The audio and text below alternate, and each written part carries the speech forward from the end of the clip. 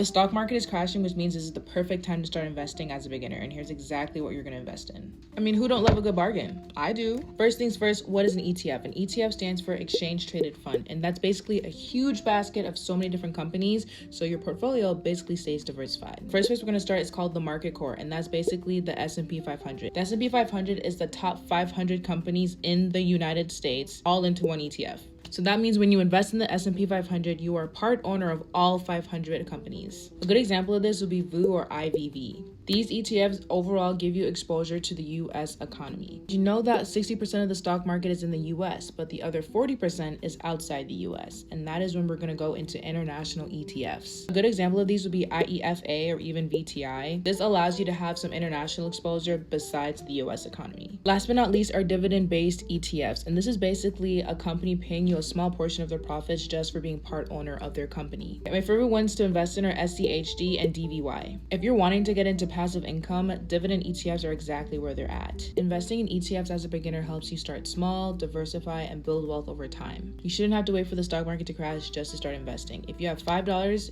you can invest. I'm an ETF for a whole list of ETFs that I share in my mentorships.